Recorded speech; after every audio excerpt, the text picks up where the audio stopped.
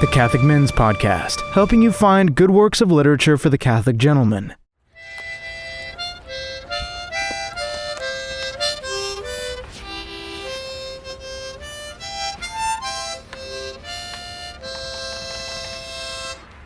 Don't worry, that's going to come into this story later.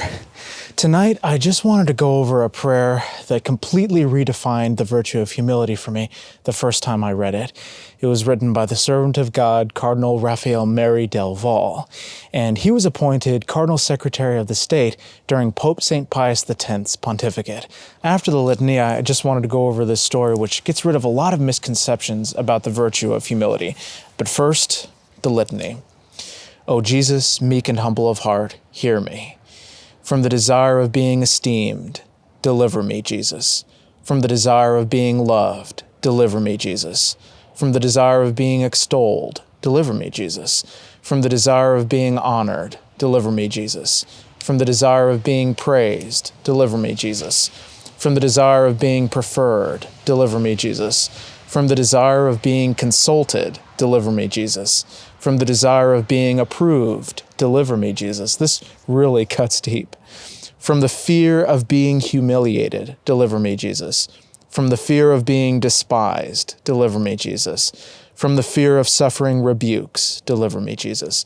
From the fear of being calumniated, deliver me, Jesus. From the fear of being forgotten, deliver me, Jesus. From the fear of being ridiculed, deliver me, Jesus. From the fear of being wronged, deliver me, Jesus. From the fear of being suspected, deliver me, Jesus. And this is the really hard part. That others may be loved more than I, Jesus, grant me the grace to desire this. That others may be esteemed more than I, Jesus, grant me the grace to desire this. That in the opinion of the world, others may increase and I may decrease. Jesus, grant me the grace to desire this. That others may be chosen and I set aside. Jesus, grant me the grace to desire this. That others may be praised, and I unnoticed.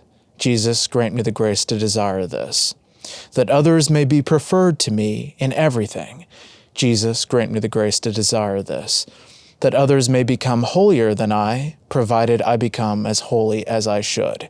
Jesus, grant me the grace to desire this. So now I wanted to read a story from the book Just Stories, the Kind That Never Grow Old, by Father Winfred Erbst. And I read another story from this book before, but this one is equally as good. The Biggest Dunce in the College. It happened about 100 years ago in Rome, a city that is full of sacred associations to all of us, since it is the center of Christendom and the home of the Holy Father.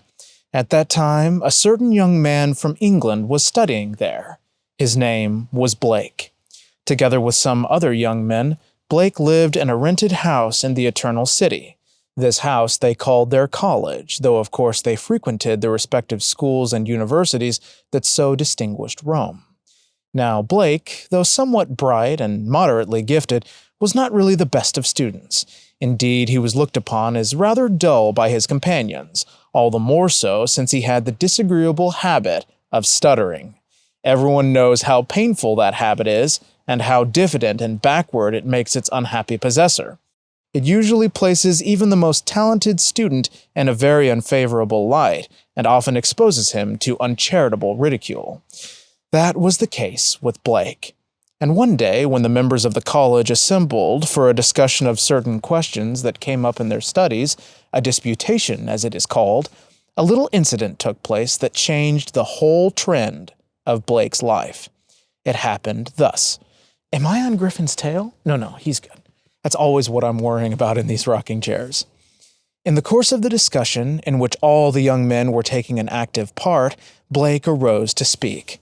Of course, the first word was a pitiful stammer, but the second word was an act of cruel unkindness. It came from a youth who sat near Blake.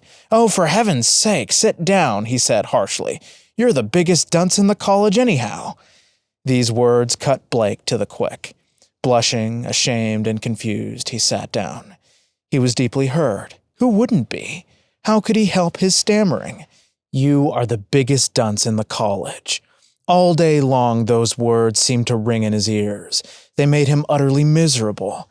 He could not help thinking that, though only one had uttered them, they expressed the opinion of all the others too, since not one had spoken up in his defense. That was a miserable day for Blake, but out of his misery grew some fine resolves. So that day he wrote upon a card, in bold letters, the words, "You are the biggest dunce in the college." This he always kept in full view before him when he was alone, and when others were present, he kept it in his desk, so that every time he raised the cover, the words, "You are the biggest dunce in the college," stared him in the face. He was resolved to disprove that assertion, cost what it would. It seems that he had not really been as diligent in his studies as he might have been. Now he decided to excel in application. He was bound to win. He, accordingly, never lost a moment at his desk. How he studied! Another thing, he would overcome that habit of stammering. He simply had to, that was all. Why acquire knowledge if he could not give it expression without making a fool of himself in the eyes of others? He resolved always to speak very slowly and with the utmost precision and self-control. For hours and hours he practiced reading and speaking when alone. It was hard. It took all his willpower to keep it up. But whenever he felt like giving up, he would look at the card on his desk. In bold letters it stared at him. "You are the biggest dunce in the college." "Not if I can help it," he muttered as he returned to his practice. I guess he should stutter when he says that. "Not if I can help it," he muttered. "God helps those who help themselves" is a saying which implies that if we do the best that is in us, and at the same time trust in God, all will come out right in time. So it was with young Blake. In the course of time, he overcame his stammering completely. His industry and application were rewarded. He received splendid notes and held an honorable place in his class. And so he mounted from step to step in his approach to the altar, for Blake was studying for the holy priesthood. The priesthood attained, he mounted higher still. In the year 1838, he was consecrated Bishop of Dromore. And what was the initial cause of his happiness? A bitter reproach from another. And that's what's so interesting about this story, is that humility is not only knowing your place, but knowing that you can get better. I can't tell you how many times people that I loved have told me, like, awful on camera, terrible narrator, you're never going to make it. All sorts of critiques that I took and I used, and I said, I think I can get better. And I tried and I tried. I'm still an amateur, but it's a lot like playing the harmonica. If someone were to come up to me and say, "You are a very amateur harmonica player," I would say, yeah, I know that, but I'm striving to get better, and I'm doing it for the glory of God. And I'm doing it also to please Griffin. Sometimes he sings along with me, but just wanted to share that with you all. Maybe you can pray the Litany of Humility every Sunday, because it really puts your week into perspective, and it clarifies so many things. Thank you all so much for listening. God bless you, and Our Lady keep you.